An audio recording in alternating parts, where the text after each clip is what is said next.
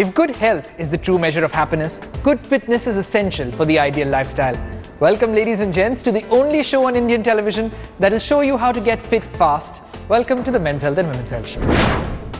On the show today, actor Taaha Shah's unconventional ways to keep fit.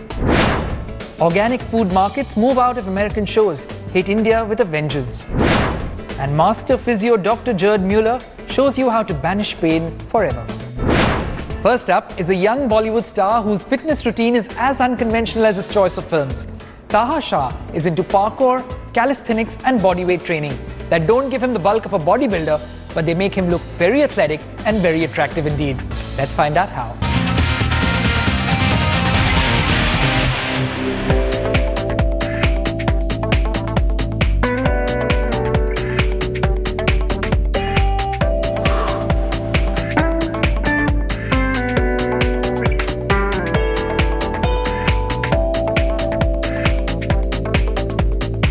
I was always fascinated by acrobatics and gymnastics and parkour.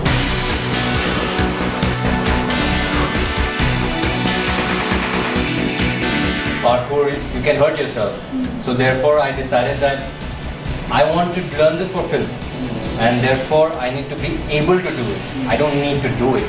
So I don't need to jump from one building to the other, but I need to be able to show that I can and should be able to not get hurt.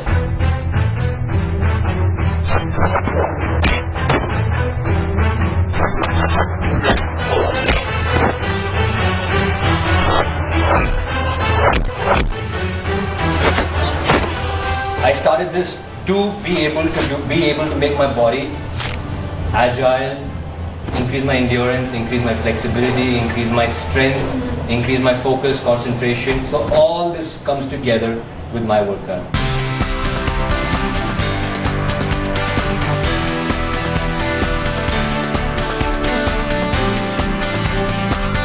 I think gym doesn't let you experience a whole true body workout. You either go there and say, chalo bicep press in front of them, chalo shoulder kar le. But there's nothing like that over here. The whole body is working out.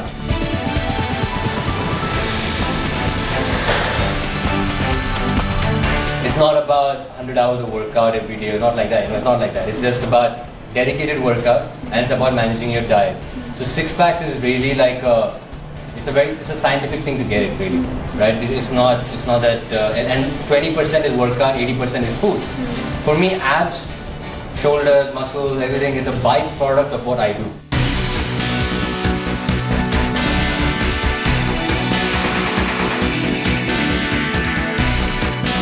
Acrobatics, martial arts, all these things are there, parkour, but all these things break your body, right? Things which recover your body, is things like you don't do anything, like rest.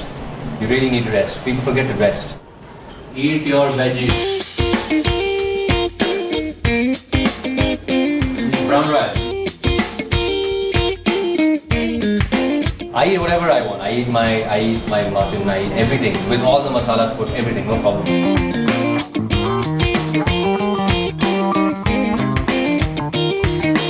Empty stomach working out, burns off the fat. That's my routine early morning. If I don't work on a day, I get kind of, I get angry. I get pissed off at random stuff. When I work out, I'm happy. It's like an addiction. I'm addicted to, and I always want to do something new. It's not like har din main acrobatics karunga ya har din main gymnastics karunga. I mean, I won't do gymnastics, I won't do acrobatics. There's dance, there's acrobatics, there's martial arts. These are all skill trainings. Then there is parkour, which is again a skill training. So these are 4. I have 7 days in a week. So there's 4 days, which is equal to 4 skills. And in between each of these skills, you need to work on the basics so that these skills can become better and not destroy your body. So the remaining 3 days, I basically do things like strength training, holding, and Roman rings. These make you very strong. So these help you gain power to be able to perform that.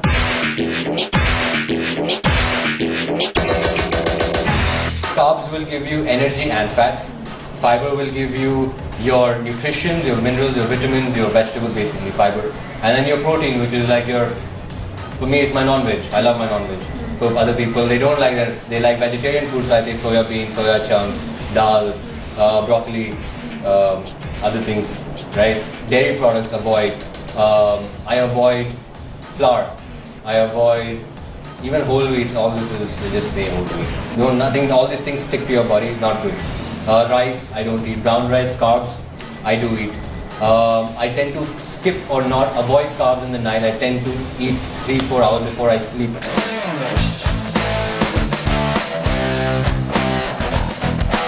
When you die, you become static, but until then, you should be able to use your body like a kid, and you can only be youthful if you have your blood pumping in your body, if you have the fluids in your joints, you don't have arthritis, you don't have this, you don't have that, and you actually take care of it.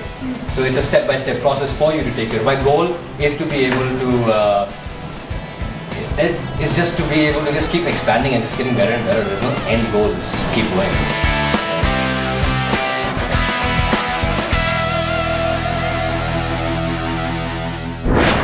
Up next is a trend that's invaded America and is now headed to our shores. Is organic food just a rich man's indulgence? And in a country where farm to table is practiced in every household every day, does this movement really matter? We visit a farmer's market in New Delhi to find out more. You can pump iron in the gym, you can exercise outdoors, you can try various fitness regimes. But if you truly want good health, then you have to focus equally on what you eat. I'm Shivan Channa from Men's Health, and today we're at the Delhi Organic Farmers Market, where a group of farmers grow chemical-free fruits and vegetables in their own farms and bring them directly to the health-conscious consumers.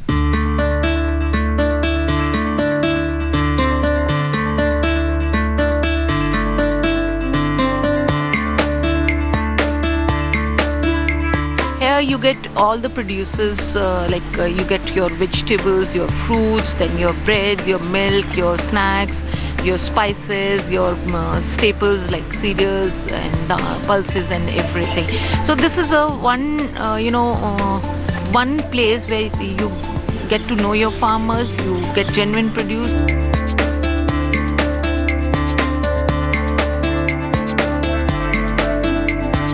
The older generation, they kind of, come and say that, oh, this is what we used to have as kids.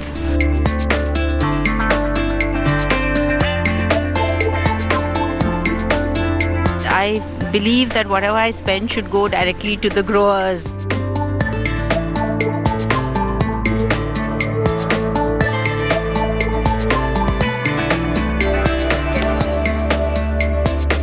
The USP of this market is that you get the things very regional and very local also. And the food tastes amazing. I mean, you can feel the difference.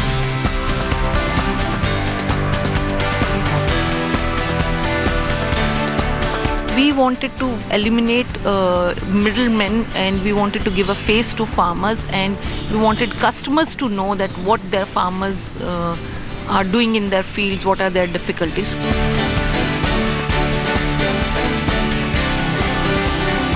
I've been coming to this market for the past, I think, 1 year. The food is so tasty and it's healthier. It keeps me fit. And for the past 1 year, I don't think I've fallen sick.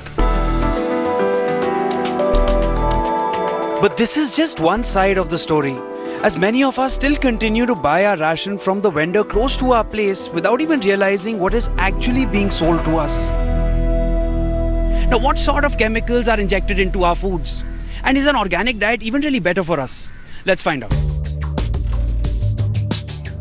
Harmful, hazardous chemicals are secretly invading our lives. Every food on our platter is suspect, especially those meticulously chosen, beautiful-looking fruits and vegetables. The leafy green cabbages and apples that you so relish may be overloaded with harmful pesticides. Most of the factory pollutants are seeping in water or in soil somehow, and they are literally very heavy metals, which are like arsenic, or we have lead, or we have even mercury, which is seeping down from factory units into water. So they generally seep into our soil, and then they come back into our vegetables. You can take the example of gobi, like they bleach it to make it white, but actually it is, lemon yellow in color. Hormonal injections on the cows and the buffaloes for the high yielding results.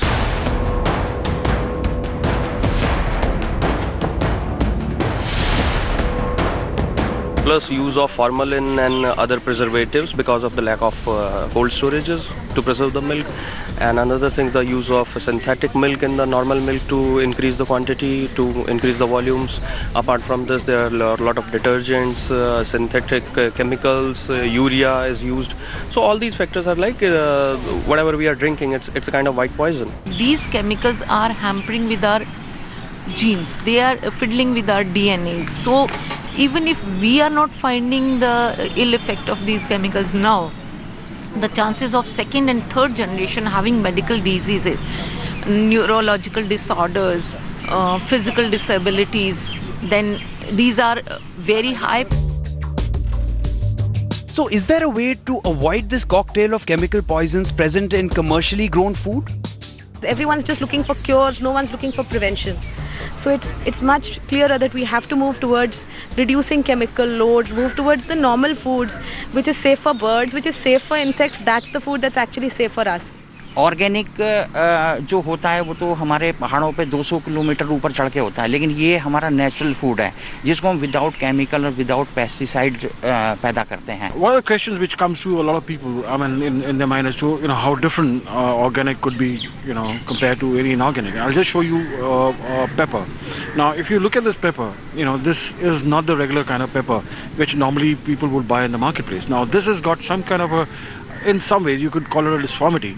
But then, it is because we haven't used any of these, pesticides or any kind of fertilizers, and we have let them grow the way, in a very, very natural manner. कि आजकल सबकी ज़रूरत है organic food थोड़ा expensive है, पर लेकिन जब हम इस पे हमारा खर्चा बढ़ेगा तो हमारा नेचुरली डॉक्टर का खर्चा कम हो जाएगा आने वाले टाइम में. Now in organic they look very, very good, they look very beautiful, but in our case they don't look all that good. Obviously nutrition is really now the center of everybody's attention, and I try to live healthy, especially here in Delhi where the pollution is really bad, and at least something what I can do for myself is to eat healthy. After all, it's the question of your health.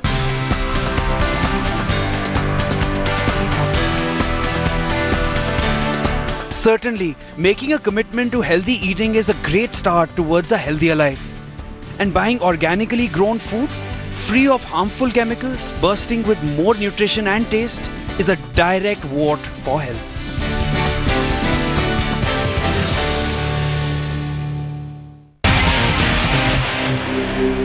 Living in the moment, living for today, living in the moment, no time for yesterday. It is not about being a size 0. And I think we women in India especially are about curves, and I think we should be very proud of that.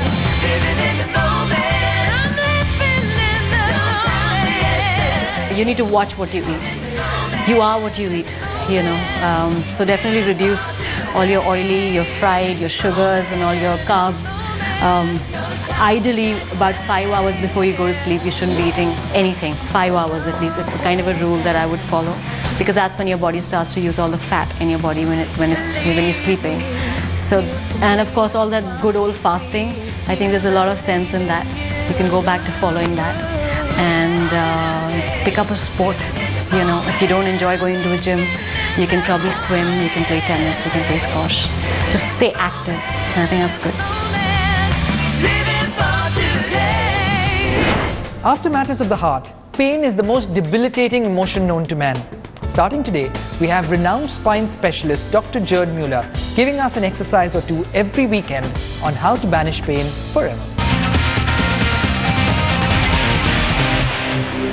We have a few typical postures. One is the desk job posture. Many people will sit at their desk for many hours per day. They work inward, they go in with their shoulders, they curve their thoracic spine, and then they do a compensational twist of their cervical spine and get their shoulders tense. This is one of the very common postures. We're going to show you a few exercises to correct this. One is to open up the thoracic spine.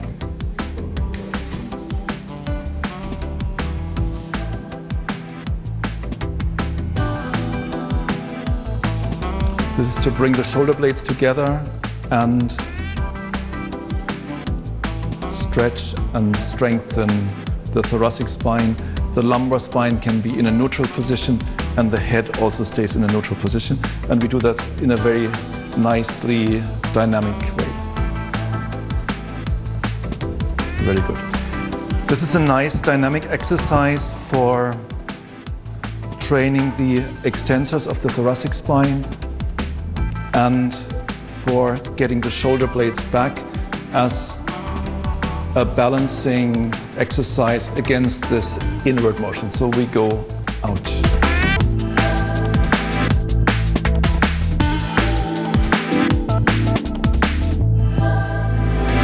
If food is your weakness and the enemy of control, you must learn how to let go smartly.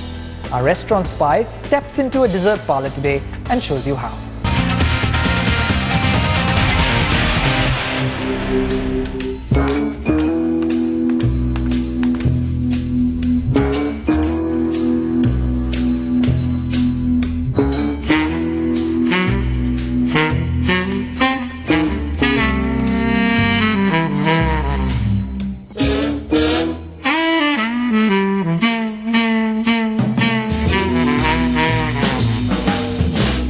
Cutting sugar from the diet is definitely one of the most important fitness goals.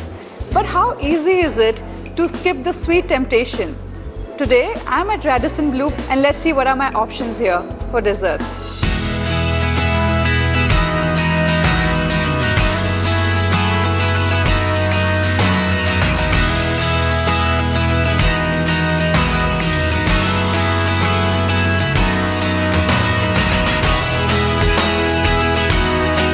To begin with, I have ordered two very popular Indian desserts, Ras Malai and Gulab Jamun.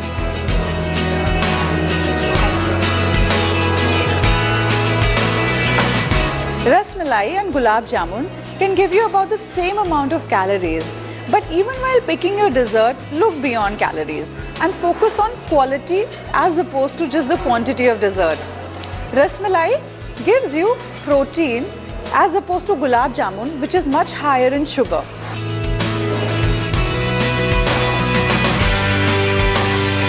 Talking more about quality, always enjoy the real treat and don't go for sugar-free substitutes when it comes to your desserts. Sugar-free has no calories, but it actually disrupts the functioning of appetite-regulating hormones, which gives you more sugar cravings. When you're trying to strike a balance between health and taste, you can always share your dessert or just stick to 3 bites rule. But if you are someone who loves enjoying the whole piece of dessert by yourself, just make it once in a week affair and you will be fine.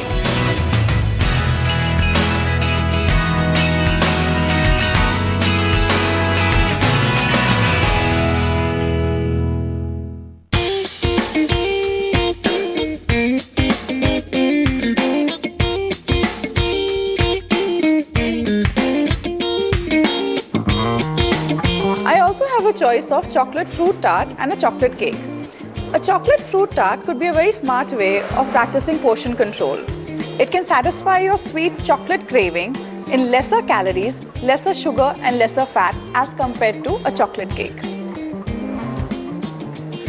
Also, adding some fruit can decrease the load of empty calories and give you goodness of some vitamins and antioxidants.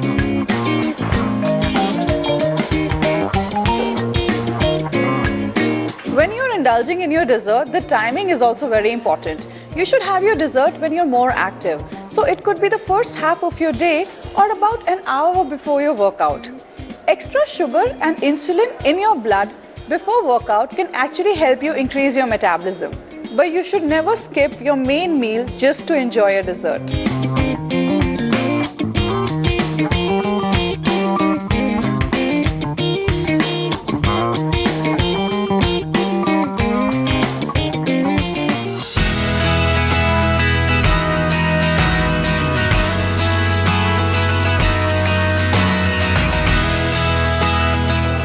A choice of strawberry mousse and fruit jello. Mousse with its light fluffy texture can actually mislead you to think that it is very light on your diet, but it is a high fat option. So if you are going for a mousse, you have to do your portion control.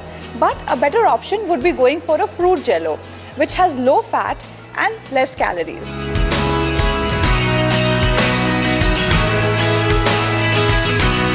So even when the mousse comes without the cake, the calories are actually very comparable to that in a cake. And the fruit jello would give you 4 times lesser calories with the same flavor.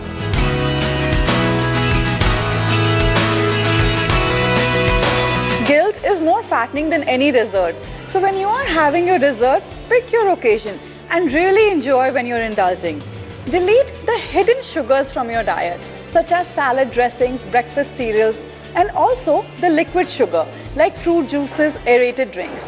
And as long as you make treats and not a routine, you can fit a dessert in a healthy lifestyle.